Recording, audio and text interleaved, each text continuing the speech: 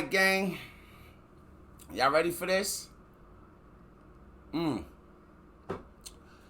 know what's crazy? Talking about that too,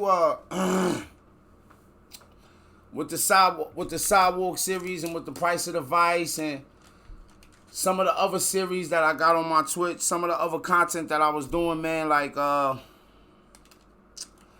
really gotta get back to it, man. Like the bro was talking about like a blueprint to like, and it was more than just a blueprint to like being like a father that he was talking about. You know what I'm saying? Cause it's bigger than just being like you talking about being a blueprint to being a father. It's a blueprint to being a man, right?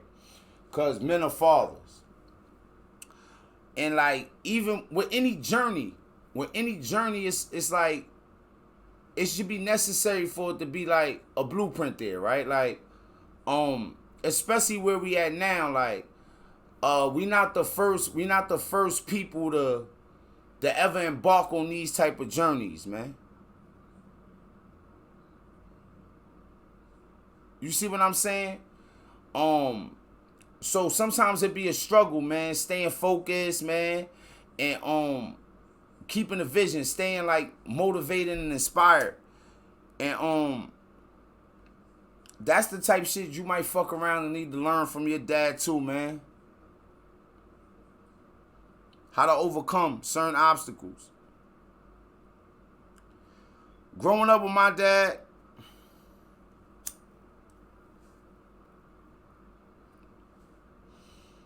my first memory, and I've talked to my moms about this actually before, like, cause I don't feel like it's my first. It's the one that I remember the most of being a real little kid.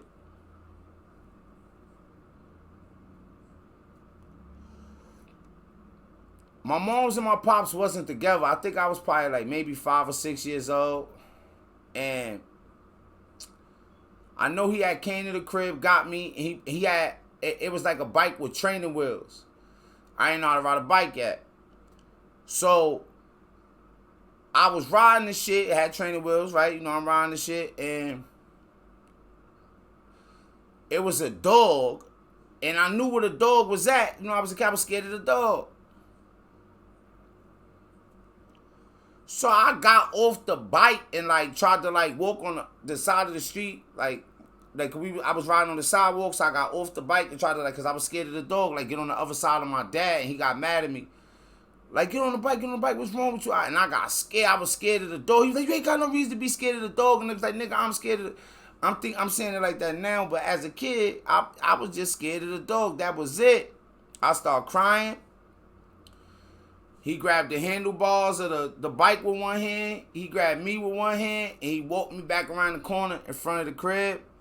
And my moms came out, and they started arguing. And he was like, "Oh, you scared of the dog? Oh, what's wrong with this?" Like as if like I don't know. Like I never looked at my dad as being really like a tough guy ever. Like at that age, I didn't really like the tough guy kind of stuff. I didn't even like that. Wasn't as a kid, I wasn't really getting that at that point. But soon after I would start to understand more. My mom's next boyfriend after that point was a hustler dude, and he had like a real like impact on me and shit. But that memory always made me feel like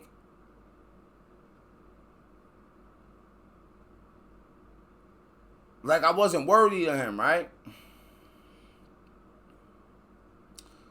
Another memory I got is my mom stabbing him. And then we was all at her friend house. And he came, knocked on the door. My mom's was in the hallway and stabbed him. And it was like blood everywhere. And I remember her coming back inside the apartment. Like I ain't really understand everything that happened, but I knew something bad had happened. And then my mom's was telling everybody what she did, and then everybody in there was kind of like celebrating, like, yeah, he ain't. And I was just sitting there like, oh shit.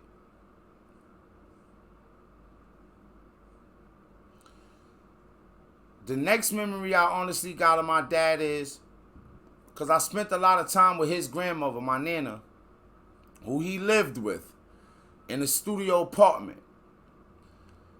And for the longest time, I felt like that was the only woman in the world who loved me. And but he stayed there. So when I was over there visiting my Nana, it was like I was visiting with him. But I'm going to tell y'all something crazy. I understand it now, but I didn't understand it when I was younger. It was like he wasn't allowed to really, like, interact with me or play with me at that point. Like anytime, it was always somebody telling him to leave me the fuck alone. My Nana, somebody, right? One time, he took me to the library, and I told this story before. He took me to the library, and he had, like, put some books in my book bag, and he told me to run out. I ain't really know I was still in the books.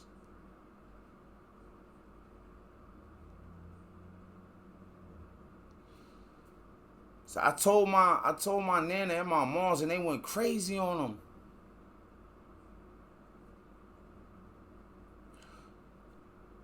Later on, I found out that he had mad mental health issues, and he was like bugged out. I never knew none of my grandmothers, and he really never knew his father.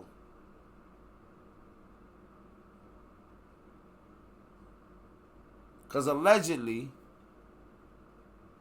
my grandmother was a prostitute. But she was killed by a guy that she was dealing with. When my pops was younger, and his brother was in the crib in the closet when the whole thing happened. My uncle his brother ended up committing suicide. None of them knew their fathers.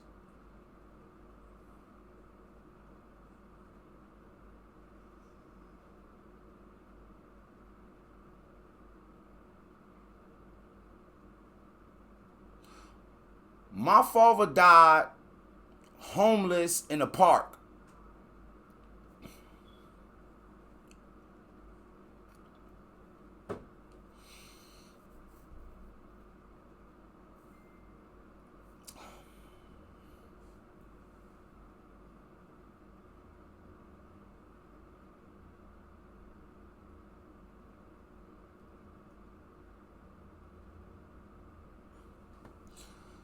That's the bro hitting me up, man. He always, and man, I would like some powerful words from him, man. And we would get, and we would break that up, though. I know some of y'all, but I don't finish this off. But we could always get a good 5 minutes from the brother, man.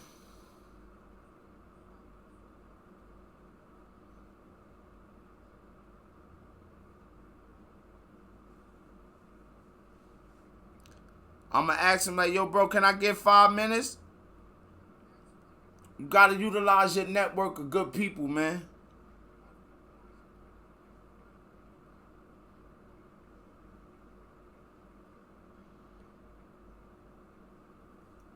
And this is a dude who was like a dad to me. I met him when I was 21, but he pretty much ushered me to the door of manhood and thinking.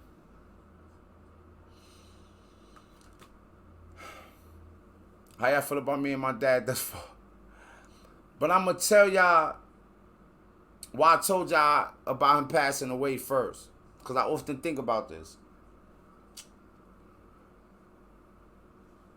When he passed away, my cousin called me. And she was like, yo, the police said they want to talk to you. I'm in a whole nother state. So I'm like, for what? She like, yo, it's something about the way he died. I'm like, they would do some autopsy. I'm like, I don't care about, like, I'm good. Like, I don't want nothing to do with it. I don't care. Like, oh, you didn't have to call and tell me, right? And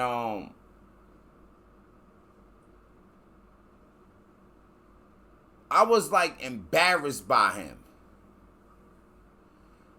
and it was mingled with like bitterness and a total lack of understanding. And you know, whenever I talk about understanding, I always say, you know what I'm saying, like, man, love is understanding, understanding is love. Real love is the highest level of understanding. So I can't say that I love my dad. And I'm one that personally believes you can have empathy, you can have respect, you can have dignity. You can't really love someone unless you know them. That don't have to be you in their face personally in the house with them, but you need to spend enough time studying, learning, interacting. You need to spend enough time with that person to even think you can love that person.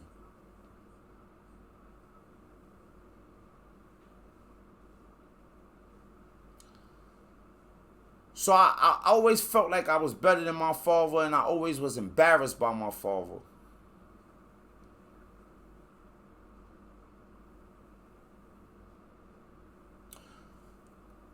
When I was in prison, he was in prison at the same time.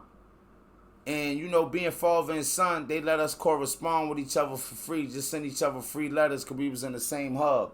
That means we in jails in the same area of New York State.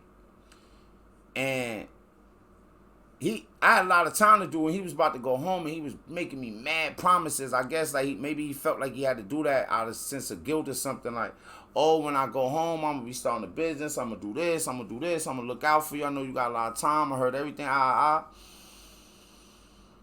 And he went home about like a week or two before my birthday, and I don't know why, but I was expecting to like get a letter from him, something like I'm okay. And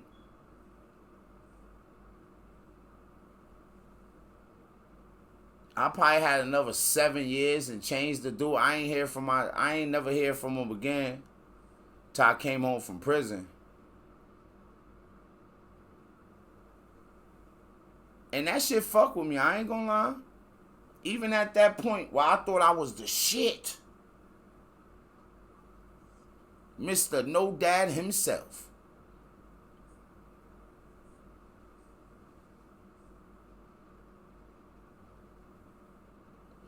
I couldn't believe that in that moment he would lie to me. I couldn't believe that in that moment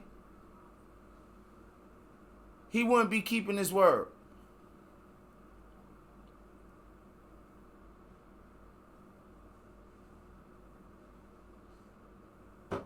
Why did he have to even tell me all that?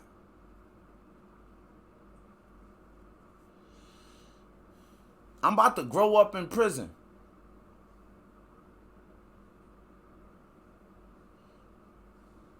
I done destroyed my entire life already.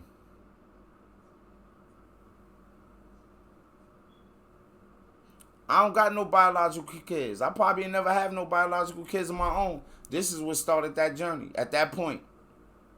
I ain't know all that at that point, but yeah.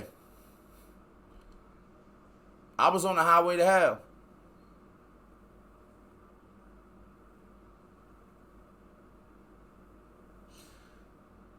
And then when I came home, I told you the bro, you know what I'm saying, it was like a father to me. He told me, he said, don't go home and be bitter. That was the thing I never forgot. Like, and the reason I say that is because, like,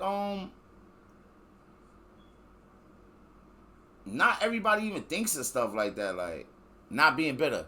Like, not being upset at the way you feel like the world treated you, or the way you feel like people handled you, or left you in your darkest hour, or abandoned you, right?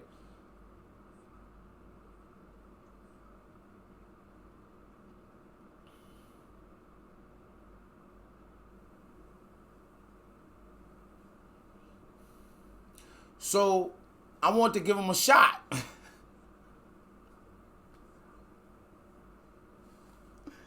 Pardon me.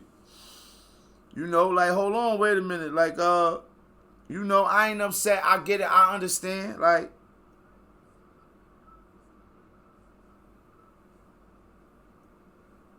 I wasn't necessarily looking for him to be a dad, because I'm a grown-ass man now.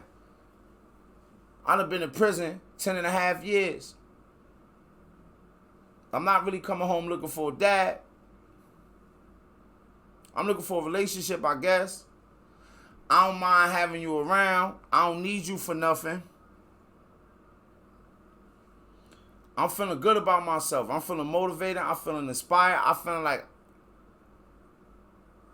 I could save me, not just me in the present, but me in the past, and maybe me in the future, and maybe others that's like me. I'm feeling good about myself. Of course, I want to embrace my dad. At this point, I know about his mental health issues, kind of like, I heard different things, but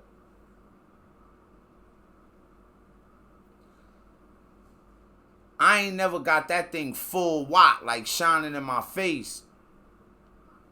And he was drunk. He came.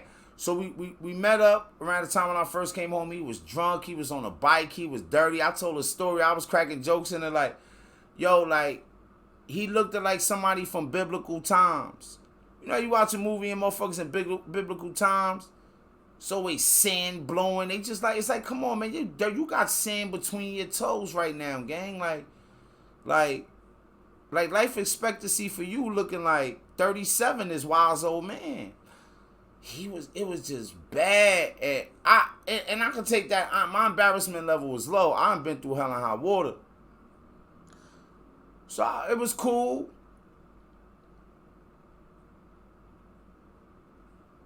And I told his story, right?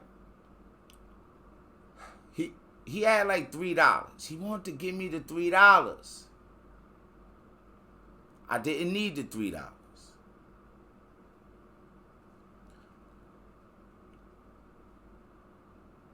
I got other connections in the streets that when I come home from prison and get there, I'm not going to need $3. I'm allowing my dad to come hang out with me in my neighborhood comfortably because I got the prestige over there, because I am who I am, because I might never be embarrassed in this place. You could come, be drunk, be whatever. He offered me the $3. And I'm a weird thinking motherfucker. I start to go off principle and all this stuff and all this weird, out of control, toxic street shit still at that time. And I'm like, chill, man. I don't need the money. He forced me to take the $3. It was like $3 or $4, man. He already drunk. He on a bike.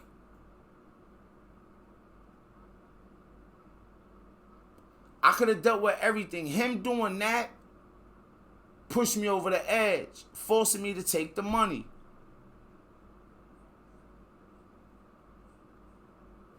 He's like, yo, just take it.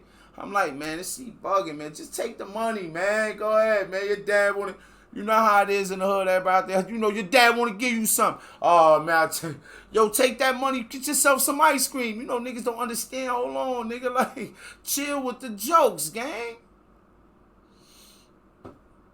This shit cutting me for some reason, and I don't know why. I don't want nothing from you, bro. I don't need nothing from you. It's a privilege for you to hang out with me. Pay attention. I'm thinking I'm better than him. He just wasn't a man to me. Nobody ever shined him in the light of being a man. He never shined himself in the light of being a man to me.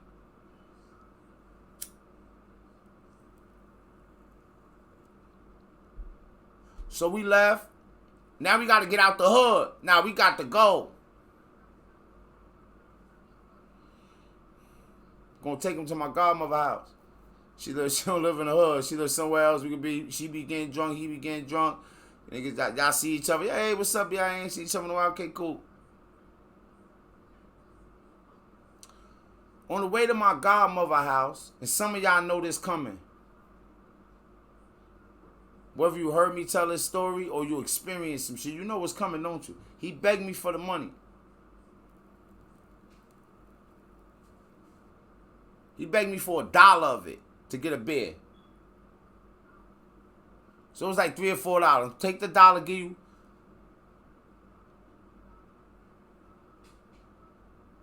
Maybe to him, he was thinking, yo, I just gave you all I had. And he wanted me just to appreciate the thought.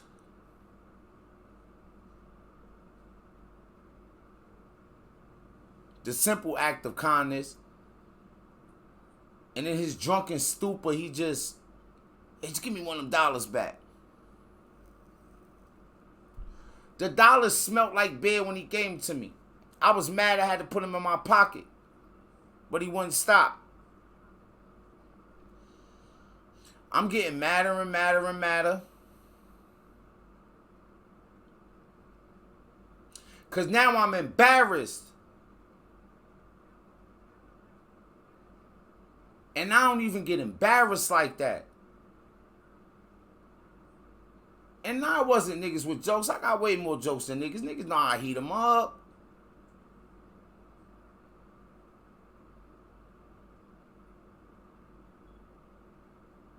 But he was making me question weird things like genetics and like how could I have came out his nuts?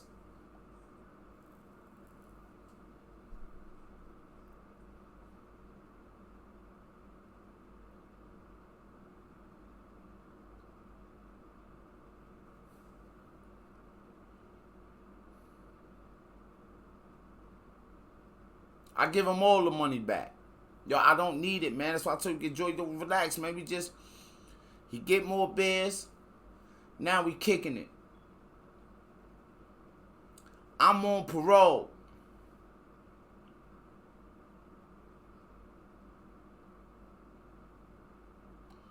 We going to my godmother house. Remember, I was staying there, but she had an open case, and my parole officer told me I needed to go stay in the shelter because I can't stay in the place with somebody else who has an open case. On parole, probation, shit like that. Y'all know the rules. I ain't wet niggas. I'm going to get up out of there. I ain't met too many obstacles or barriers that I hadn't been able to overcome. After all, I had just got out of prison doing 10 and a half years. Previous to that, I felt like I had survived rougher shit. Prison ain't even the worst part, believe it or not.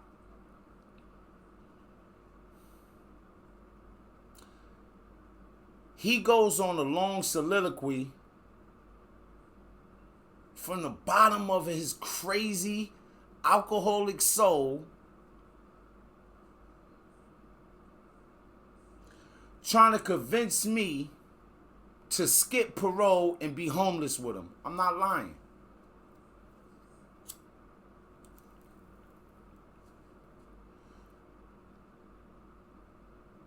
You know, I always start to think of the psychology. I'm like, whoa.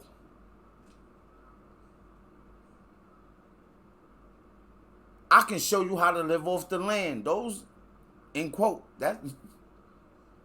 those is his words. But what books you with? We in America, baby.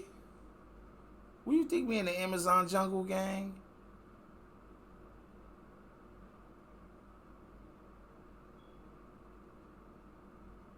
You think this Ngogo? He thought we was in the Ngogo rainforest. He thought we wasn't elevated chimps.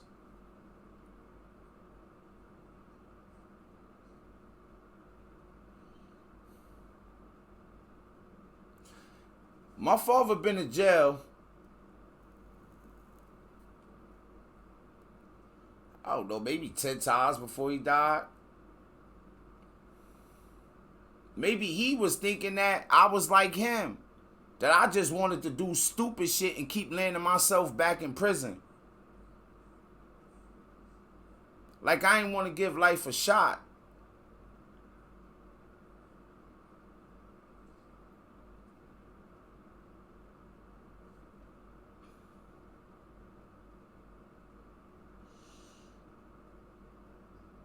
I ended up spazzing out on him in that day because he pulled the fucking old newspaper article. And this, well, I told the story before, like, my god brother was like talking to him while I was talking to my bro, like, I hear my god brother like, don't show him that, you know he gonna get angry, he gonna get mad. Tell him, he like, no, it's my son. He still show me the shit. I'm like, okay, straw that broke the camel back. It's another person telling you to chill out. It's the alcohol. You want a bond, you want my time, but you done agitated me. Poor him, poor me. I understand. Some of y'all might think that this sound harsh.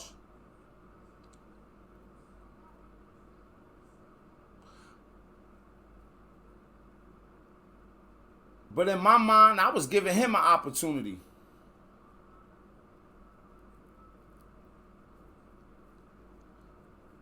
to right certain wrongs that I felt like had been done to me, maybe.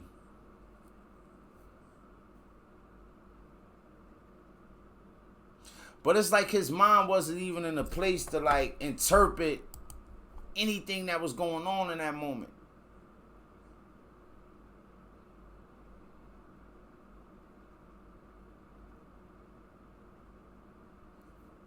And from that day, I never had another interaction with him. And he died, however he died.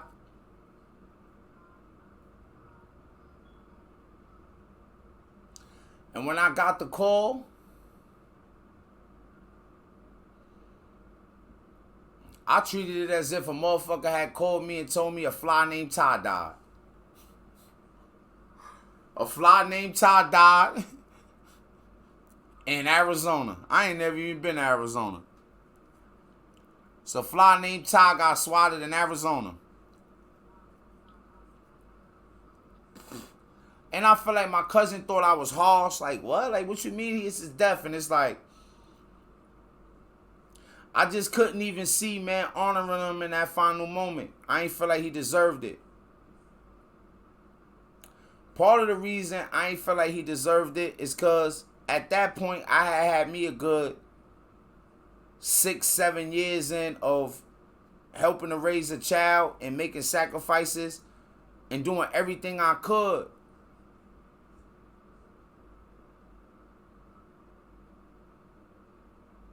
to like try to repair the image of black men to that child.